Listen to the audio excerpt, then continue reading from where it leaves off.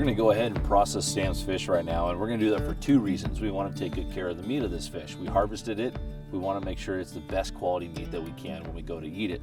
The second reason why is because you can see how fat this fish is here. Has a lot of food in its stomach, and I wanna know what it's eating. So I'm gonna start just by taking the knife here on the multi-tool and start right at the vent, cut straight up to the jaw, open them up. And again, I wanna keep the stomach here so I can see what he's been eating. So I'm gonna cut right at the top, and just pull these guts out here real quick. There we go, toss them to the side. Now we're gonna clean out the bloodline, so I'll hop down here, cut straight down it. That opens it up.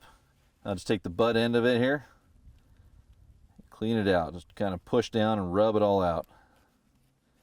Gets all the blood out of there. Now we're gonna go ahead and rinse it off. So here's our rainbow and our brook trout cut up here in the high mountain lakes, and they're both naturally born fish. You can tell because they each have their adipose intact still.